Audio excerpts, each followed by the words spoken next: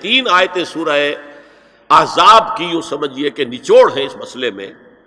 یا نساء النبی لستن کاحد من النساء، اے نبی کی بیویوں تم عام عورتوں کے مانند نہیں ہو. تو کیا وہ عورتیں نہیں تھیں؟ عورتیں تو تھیں. کیا ان کے احساسات عورتوں والے نہیں تھے؟ وہ تو تھے. کیا بات ہے، تم نبی کی بیویاں ہو، تمہیں اسوہ بننا ہے. ان اتقیتن فلا تخضعن بالقول، اگر تمہیں واقعی اللہ کا تقوی اور خوف ہے تو کسی اجنبی سے اگر بات کرنے کی ضرورت پیش آ جائے تو اپنی آواز میں لوچ مت پیدا کرو. فیطمع الذی فی قلبہ مرض، کہ جس شخص کے دل میں کوئی روگ ہے، گندگی ہے، وہ کوئی آس لگا بیٹھے کہ یہ جو مجھ سے گفتگو کر رہی ہیں، جس انداز میں کر رہی ہیں، جس لگاوٹ کے ساتھ کر رہی ہیں، تو کوئی نہ کوئی موقع ہے میرے لیے. انا للہ و انا الیہ راجعون. کڑک آواز میں بات کرو.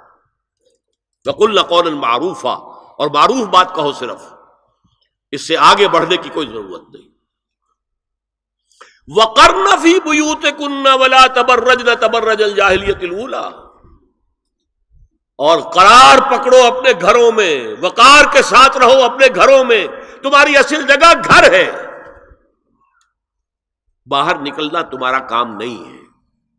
ہاں ضرورت ہو سکتی ہے، اس کا بعد میں ذکر آ جائے گا، لیکن فلسفہ کیا ہے؟ عورت کی اصل جگہ اس کا گھر ہے. جو ڈیوٹیز کی تقسیم کر دی گئی ہے اللہ کی طرف سے، اس میں عورت کا اصل مقام اس کا گھر ہے. میں حدیث سنا چکا ہوں کہ جب گھر سے عورت نکلتی ہے تو شیطان تاکتا ہے اس کو، اور پھر ظاہر بات ہے کہ اس سے جو فتنے پیدا ہوتے ہیں وہ سب شیطان کے ذریعے سے ہوتے ہیں.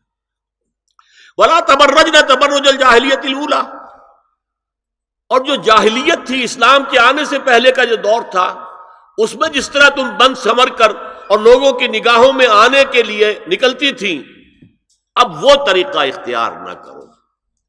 دیکھیے یہ بھی ایک بڑا نفسیاتی نکتہ ہے. مرد کے اندر قوت ہے، وہ اپنی قوت کا ظہور چاہتا ہے. کبھی جی چاہتا ہے دیوار کو کندھا دے مارے، راستہ چلتے کسی کو لگا کندھا. قوت ظہور چاہتا ہے. عورت کے پاس سب سے بڑا سرمایہ اس کا نسوانی حسن ہے. جسمانی طاقت تو نہیں ہے نا، اس کے اندر ایک ارج ہے کہ اپنے آپ کو ظاہر کرے. اس کا نام تبرج. بروج کہتے تھے ان برجیوں کو کہ جو فصیلوں کے اوپر ہوتی تھی. اور ظاہر بات ہے دور سے مسافر آ رہا تو پہلے تو برجی نظر آتی تھی نا. تو نگاہوں میں آنا، نگاہوں میں کھبنا، یہ تبرج ہے. تو تم جس طرح پہلے بناؤ سنگھار کر کے نکلا کرتی تھی، اور تبرج الجاہلیہ اب چھوڑ دو. وَأَقِمْنَ الصَّلَاةَ وَآتِينَ الزَّكَاةَ، اور نماز قائم رکھو، زکوٰۃ ادا کرو. وَأَطِعْنَ اللَّهَ وَرَسُولَهُ، اور اللہ اور اس کے رسول کی اطاعت پر کاربند رہو. اب آئے الفاظ جو اہم ترین ہیں. انما یرید اللہ لیذھب عنکم الرجس اہل البیت ویطہرکم تطہیرا. اے نبی کے گھر والیو، اللہ یہ چاہتا ہے کہ تم سے ہر طرح کی برائی، ہر طرح کی ناپاکی کو دور کر دے اور تمہیں پاک کر دے. پاک کرنا کر، خوب خوب خوب خوب. تطہیرا، یطہرکم تطہیرا. کیوں؟ تمہیں نمونہ بننا ہے، تمہیں اسوہ بننا ہے. یہ الفاظ اصل میں آئے ہیں قرآن مجید میں ازواج مطہرات کے بارے میں. سارا جملہ چل رہا ہے یا نساء النبی سے. ہمارے کچھ دوستوں نے اسو کہا ہے کہ اہل بیت سے مراد حضرت علی، حضرت فاطمہ، حضرات حسنین ہیں. وہ بھی حضور نے فرمایا. میں نے ایک ٹی وی مذاکرے کے اندر بھی جب کچھ حضرات یہ کہہ رہے تھے کہ اہل بیت تو اصل میں وہ ہیں، میں نے کہا نہیں، اصل میں بیویاں ہیں لیکن وہ بھی اہل بیت ہیں. حضور نے ایک چادر میں جب سمیٹا سب کو، تو یہ بھی اللہم ہؤلاء اہل بیت، یہ بھی میرے اہل بیت ہیں. سلمان منا اہل البیت، سلمان بھی ہمارے اہل بیت میں سے، جو جتنا قریب ہوا.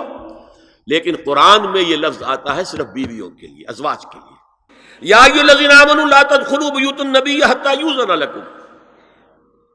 اہل ایمان، نبی کے گھروں میں داخل نہ ہوا کرو جب تک کہ اذن نہ دیا جائے. اور اس کے بعد فرمایا وَإِذَا سَأَلْتُمُوهُنَّ مَتَاعًا فَاسْأَلُوهُنَّ مِنْ وَرَاءِ حِجَابٍ. اور دیکھو اگر نبی کی بیویوں سے کوئی چیز مانگنی ہو تو پردے کی اوٹ سے مانگو. یہ حجاب کا لفظ آیا ہے جس کو کہا جاتا ہے کہ حجاب کا تو حکم قرآن میں ہے ہی نہیں. پہلے وہاں کے گھر کھلے ہوتے تھے، دروازوں پر کوئی پردہ وردہ نہیں ہوتا تھا، اور گھر کوئی کنالوں کے اور ایکڑوں کے تو نہیں ہوتے تھے، چھوٹے چھوٹے گھر. لیکن یہاں پر فرما دیا گیا پردے اس کے بعد سے جب سے یہ آیت اتری گھروں کے اوپر پردے ڈال دیے گئے. اب ظاہر بات ہے کہ اس میں چہرے کا پردہ ہی ہوا نا، چہرے کا پردہ ہے حجاب. اسی کو حضرت عائشہ نے آیت الحجاب قرار دیا ہے. اور پھر دیکھیے جو ریئلزم ہے، ریئلزم میں نے کہا تھا نا کہ اللہ نے بھی فرمایا کہ سب سے زیادہ محبت انسان میں عورت کی ہے. حب زین للناس حب الشہوات من النساء، اور پھر اس کے بعد لمبی فہرست. حضور نے فرمایا حبب الی النساء والطیب. یہاں بھی فرمایا گیا ذالکم اطہر لقلوبکم وقلوبہن، یہ زیادہ پاکیزہ بات ہوگی تمہارے دلوں کے لیے بھی اور ان کے دلوں کے لیے بھی. اگر نبی کی بیوی بے حجاب تمہارے سامنے آ جائے گی تو وہ نبی کی بیوی ہے اور ازواج مطہرات ہونے کی حیثیت سے تمہاری ماں بھی ہے، لیکن ایک عورت بھی تو ہے. اور تم چاہے صحابی ہو کچھ بھی ہو، تم مرد بھی تو ہو. یہ مرد اور عورت کے درمیان جو کشش ہے یہاں بھی اس کا صاف. نبی کی بیویوں کو بھی یہ نہیں کہا کہ اس سے ماوراء ہے، معصوم تو کوئی نہیں نبی کے علاوہ. وہ تو اللہ کہہ رہا ہے ہم تمہیں پاک کر دینا چاہتے ہیں، پوری طرح پاک کر دینا چاہتے ہیں تاکہ تم تمام خواتین امت کے لیے اسوہ بن جاؤ. فرمایا یہ جو پردے کی اوٹ سے کوئی شے لینا دینا ہے، اس سے یہ تمہارے دلوں کے لیے بھی زیادہ پاکیزہ بات ہے اور ان کے دلوں کے لیے بھی. یہ ہے اللہ تعالی کا حکم سورہ احزاب کے اندر. اس کے بعد اسی سورہ احزاب میں اس سے جو مستثنا ہے گھروں میں اذن لیے بغیر بھی داخل ہو سکے، جن کے سامنے ازواج مطہرات اپنے کھلے چہرے کے ساتھ آ سکتی تھی، ان کی ایک فہرست دی گئی. یہ مختصر فہرست ہے. لا جناح علیہن فی آبائہن ولا ابنائہن ولا اخوانہن ولا ابناء اخوانہن ولا ابناء اخواتہن ولا نسائہن ولا ما ملکت ایمانہن واتقین اللہ ان اللہ کان علی کل شیء شہیدا. کوئی حرج نہیں ہے ازواج مطہرات پر ان کے باپوں کے سلسلے میں. ابو بکر آئے تو جائیں سیدھے حضرت عائشہ کے حجرے میں، کون روکے گا. اور بیٹوں کے اور ان کے بھائیوں کے اور ان کے بیٹوں کے بھائی بھتیجے اور ان کی بہنوں کے بیٹے یعنی بھانجے. ولا نسائہن، نسائہن اس کو میں چاہتا ہوں نوٹ کریں آپ، اپنی عورتیں، جان پہچان کی عورتیں، اجنبی عورتیں نہیں. اس پر مزید گفتگو ہوگی سورہ نور کے حوالے سے. ولا ما ملکت ایمانہن، اور جو ان کے ملک یمین ہیں.